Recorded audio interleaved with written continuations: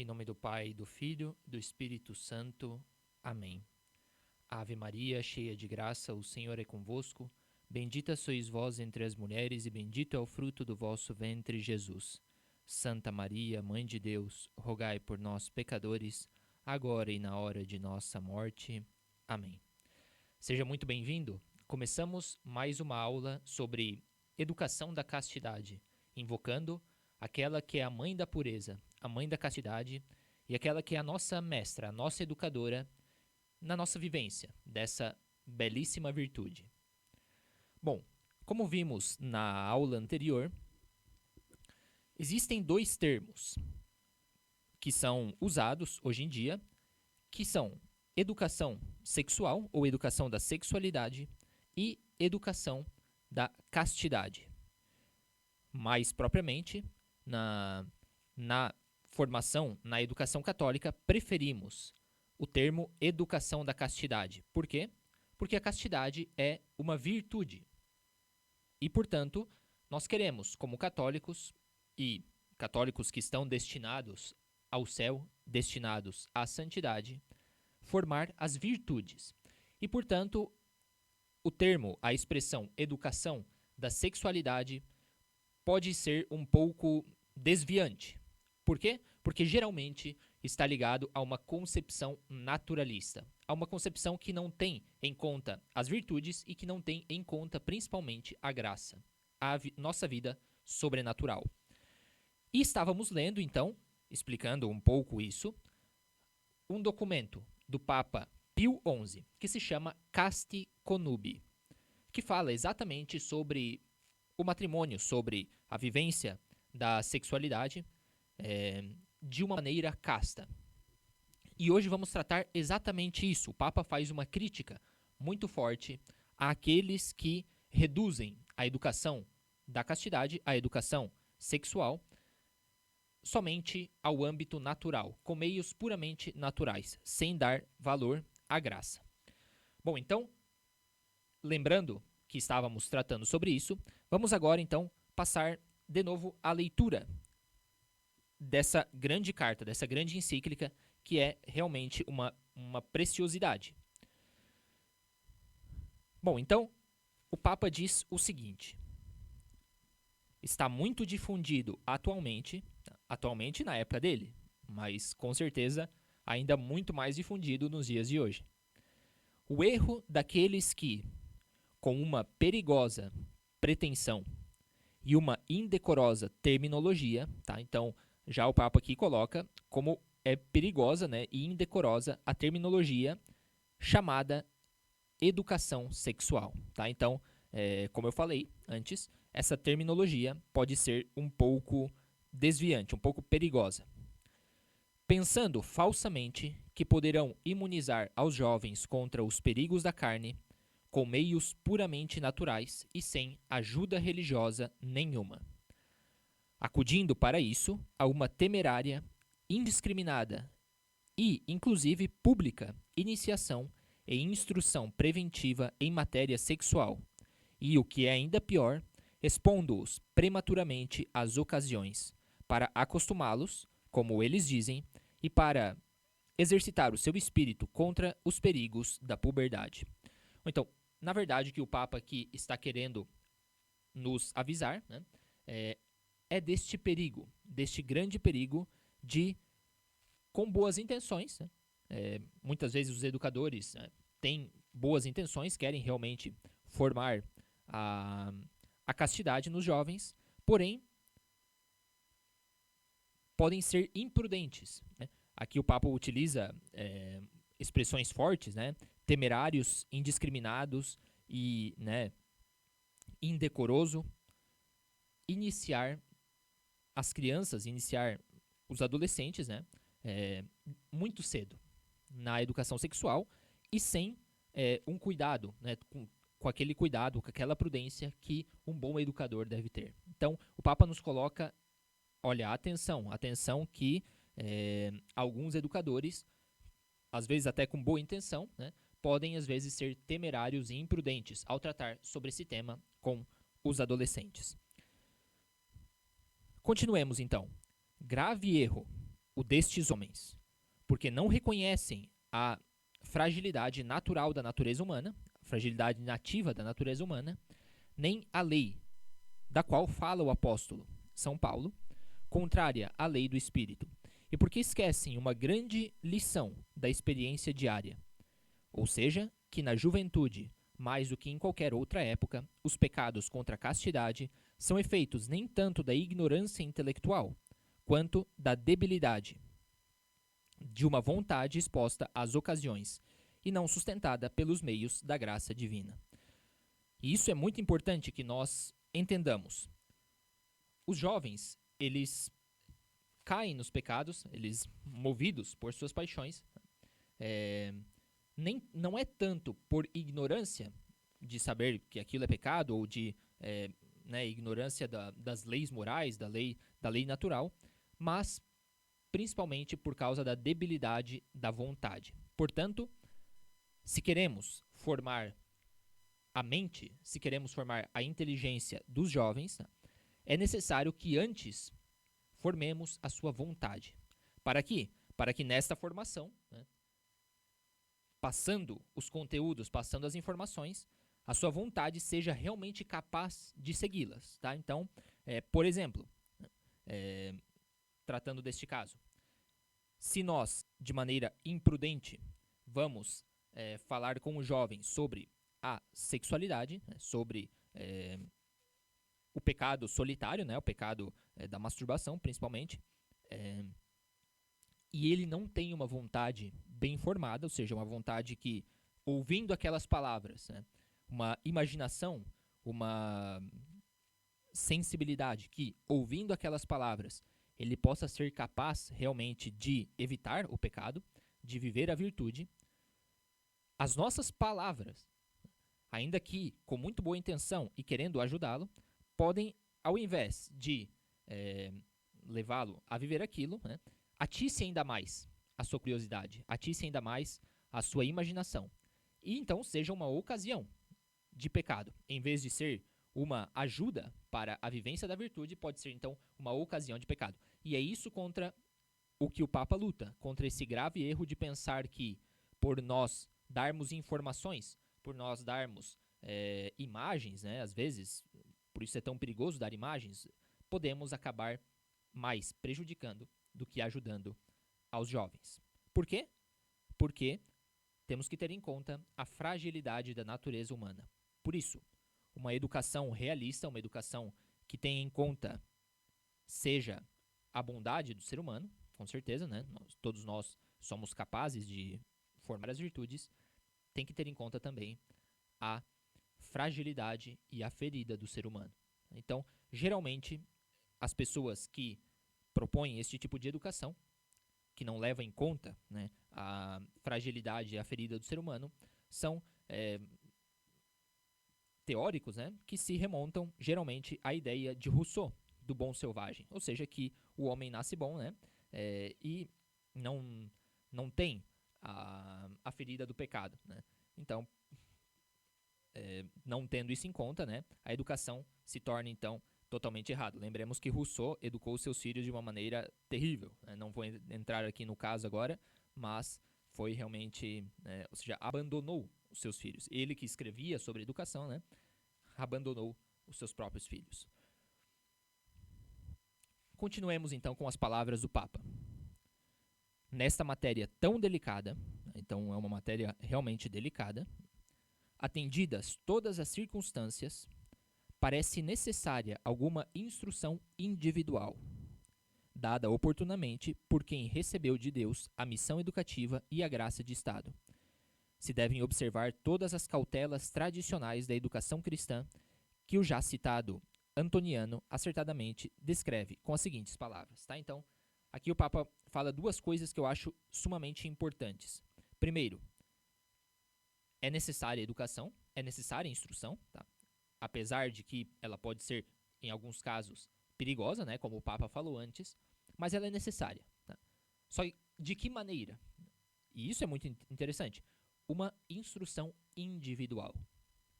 Então, como é uma matéria tão delicada, ela precisa ser tratada pessoa a pessoa. Por isso, a educação sexual, segundo desculpa, melhor não usar essa expressão, né? A educação da castidade, segundo a igreja, ela deve ser feita individualmente, tá? E não em grupo. É muito delicado fazer exatamente pelas diferenças de sensibilidade, de imaginação e maturidade, fazê-lo em grupo. Tá? Então, a primeira coisa, que seja individual. E a segunda coisa, por quem deve ser feita? Deve ser feita por aqueles que receberam essa missão divina. E, portanto, se receberam essa missão divina, elas têm o que nós chamamos de graça de Estado. Uma graça especial que Deus dá àquelas pessoas que são encarregadas de uma certa missão. Coloquemos um exemplo.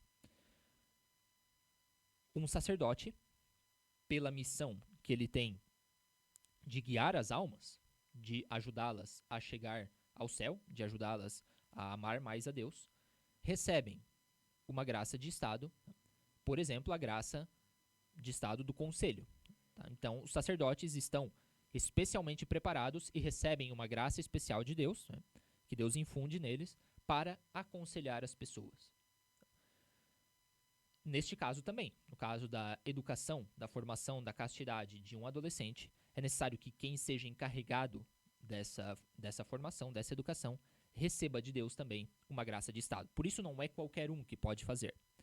Bom, e aqui então o Papa fala de algumas cautelas tradicionais, tá? Que hoje em dia talvez poderiam parecer, a palavra tradicional poderia parecer um pouco antiquada, né? Ou seja, algumas cautelas antiquadas, que, né, o Papa então cita um escritor, né, um moralista, um educador, chamado Silvio Antoniano, do livro Educação Cristã dos Filhos.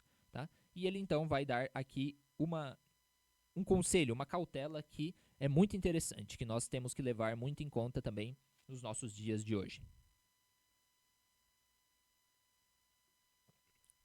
Diz o seguinte, então, este Silvio Antoniano. Diz o seguinte: é tão grande a nossa miséria e a nossa inclinação ao pecado, que muitas vezes os mesmos conselhos que se dão para o remédio do pecado constituem uma ocasião e um estímulo para cometer este pecado. É, portanto, de suma importância que quando um pai prudente fala com seu filho dessa matéria tão delicada, tão resbaladiça, esteja muito atento e não desça a detalhar particularmente os diversos meios de que se serve esta hidra infernal para envenenar uma parte tão grande do mundo, a fim de evitar que, em lugar de apagar este fogo, o excite e o reavive imprudentemente no peito simples e terno da criança. Geralmente falando, na educação das crianças, bastará usar os remédios que, ao mesmo tempo, fomentam a virtude da castidade e impedem a entrada do vício. Então, é um conselho, né? Ou seja, é necessário ser muito prudente para aconselhar as crianças de modo a não atiçar o fogo, né? E por isso, então, usar os remédios que fomentam a virtude, né, sem descer a detalhes que possam avivar de maneira imprudente a imaginação das crianças. Bom, até aqui então chegamos com a encíclica do Papa Pio XI. Como vocês podem ver, é uma encíclica antiga, né, de quase 100 anos atrás, porém, uma encíclica atualíssima sobre essa questão. Por quê? Porque a Igreja Católica ela tem um conhecimento da psicologia humana, né, e tem depois, claro, o dom, né, o dogma da infalibilidade que se aplica em todos os tempos e em todos os lugares. E nessa questão educativa também. Bom, então vejamos agora por quê. Por que é importante a educação dessa virtude? Ou seja, acho que todos nós sabemos que é importante. Mas, às vezes, pode, principalmente por algumas teorias que surgiram no século XX, essa importância ela pode ficar um pouco colocada em dúvida, né? Principalmente por uma teoria, né, que vai nos falar, que prega constantemente e que entrou, vamos dizer, na mente das pessoas, de que os nossos impulsos sexuais, a nossa libido, ela deve ser deixada livre para não criar traumas. Tá? Então, pareceria então que a educação da sexualidade, as cautelas, né, a antiquada educação católica, ela seria prejudicial, segundo essas doutrinas. Então vamos ver por que é importante contra esse tipo de doutrinas. Se o adolescente, ante cujos olhos começa a abrir-se a vida com todos os seus encantos e com todos os seus mistérios, se não encontra uma mão que o guie com firmeza e com amor, e além disso, um tônico que fortaleça ainda mais a sua vontade diante dos atrativos, até então desconhecidos, das paixões e dos baixos instintos, é possível que comece a andar por caminhos que o levarão de abismo em abismo e que o precipitarão em situações e hábitos deploráveis, dos que mais tarde lhe será muito difícil evadir-se e escapar. Temos que evitar, porém, tanto no educador como no educando, a obsessão pelo tema que nos ocupa e o dar-lhe uma importância exagerada, com o que, longe de facilitar a solução do problema, se dificulta e complica. Então, temos que evitar dois extremos. O primeiro extremo é não dar importância. Não dar uma importância, né, para a educação da sexualidade, para a educação da castidade. E o outro extremo é dar muita importância e tornar-se, então, uma obsessão. O que pode acontecer, às vezes, com os formadores católicos, né? Estamos tratando aqui de educadores católicos, que se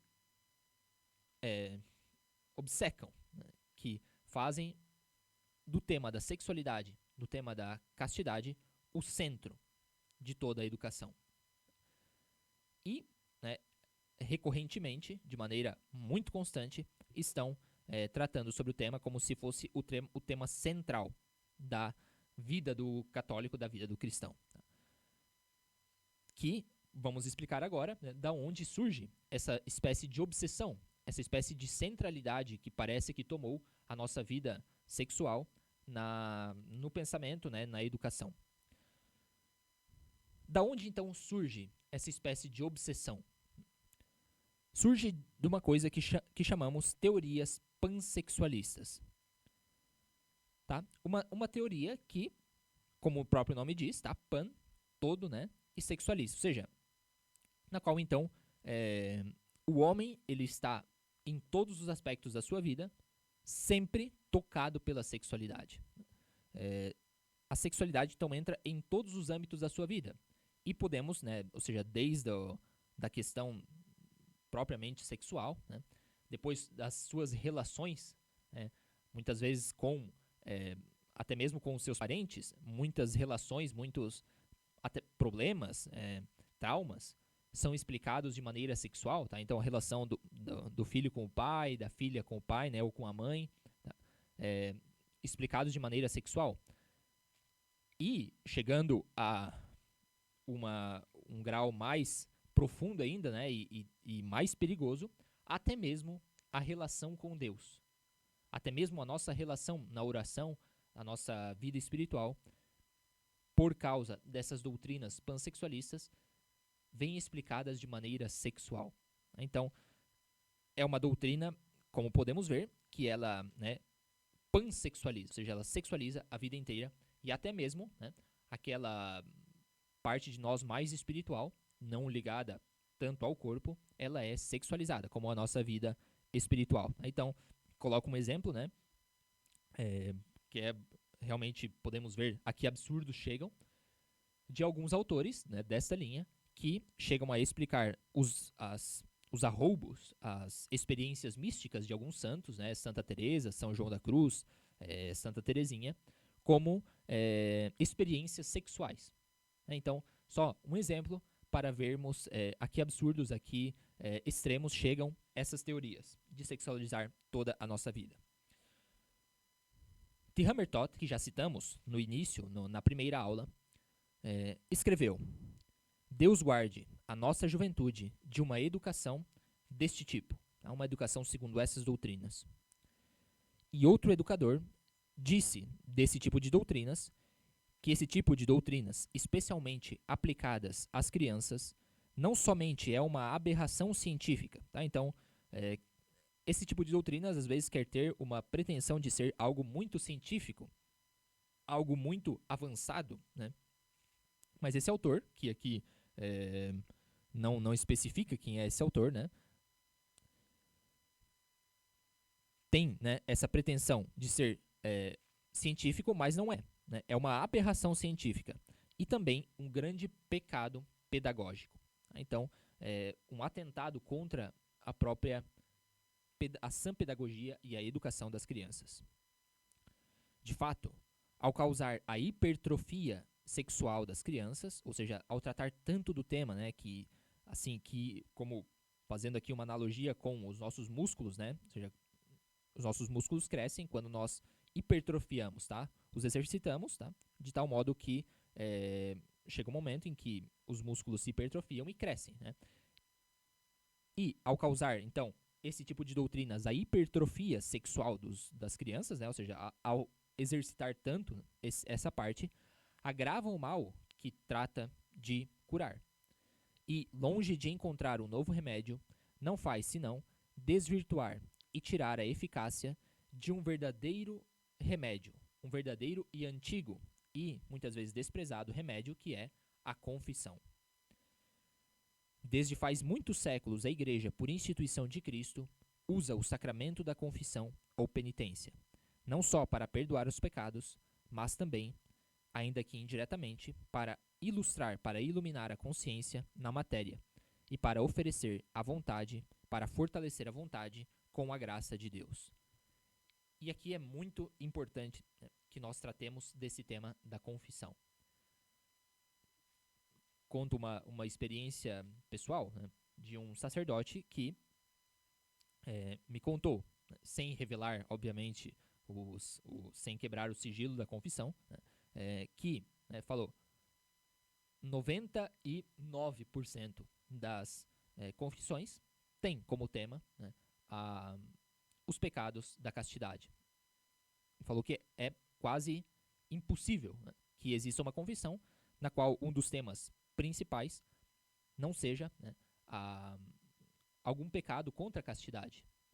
Então, e essas pessoas, né, nós, na confissão, encontramos, seja o perdão desses pecados, né, que são pecados que nos ferem muito intimamente, né, nos ferem de uma maneira particular, mas também encontramos uma verdadeira ajuda, né, seja nas palavras, nos conselhos do sacerdote, seja também um fortalecimento da nossa vontade pela graça de Deus. Tá? Então, essa é uma experiência que eu acho que todo católico que realmente já se confessou e fez uma boa confissão, né, pode experimentar, que é a sensação de sair dali mais leve. Sair dali realmente com uma espécie de força, né, com a graça, obviamente, e sentir-se realmente capaz de ser santo, né? Pela nossa fraqueza, logo depois nós caímos outra vez, né, desgraçadamente, mas essa experiência é muito forte, né, de logo depois da confissão sentir-se livre, sentir-se como que voando, né? Quando nós pecamos, principalmente os pecados da castidade, nós nos sentimos puxados para baixo, né, puxados para o domínio da carne, o domínio da matéria sobre nós, e quando nós nos confessamos, nos sentimos leves, leves e soltos, né? É um efeito realmente deste grande remédio. Os eternos caluniadores da esposa de Cristo diziam que a confissão era um suplício para as almas. E tem, em certo sentido, uma razão, ou seja, ir confessar-se realmente é doloroso, realmente é algo que dói, algo que nos mortifica, nos sacrifica. Mas aí vieram esses teóricos, né, daquelas doutrinas que nós já falamos, e ainda que seja cobrindo a realidade com palavras tão estranhas como altissonantes, se põe a confessar, mas com tal insistência, com tais tormentos e com tão inverossímeis perguntas, que nem o mais famoso Casuíza as poderia sonhar. Então, essas pessoas, elas caluniam, elas criticam a confissão como sendo algo suplicioso, como sendo algo que mortifica o ser humano, né, que muitas vezes coloca um peso muito grande em cima dos homens, né, que, né, faz as pessoas se submeterem à igreja. Só que esses mesmos caluniadores, esses mesmos teóricos, esses mesmos homens, né, que caluniam a igreja, depois vão a espécies de terapias, né, a espécies de encontros, nas quais se realiza a mesma coisa que na confissão, só que, como fala aqui, de maneira ainda muito mais íntima, muito mais inverossímil, com perguntas muito mais estranhas, né, que acabam por mortificar ainda muito mais as pessoas. Então, não, eu rejeito a confissão, mas eu vou, né, com esse tipo de pessoas, me sento ali e falo sobre tudo que aconteceu na minha vida, sobre as coisas do meu interior, de maneira ainda muito mais profunda, né, muito mais grave, muito mais absurda do que na confissão. E pior ainda, né, tudo isso sem a garantia do sigilo da confissão. Então, se a confissão, sim, causa um certo suplício, uma certa dor, um certo sofrimento para fazê-lo, pela nossa vergonha, porém, temos a grande garantia de que existe o sigilo da confissão. Tá? E para o sacerdote que quebra esse sigilo, existe uma pena canônica muito forte, a pena mais forte que a igreja destina aos sacerdotes é quando é quebrado o sigilo da confissão.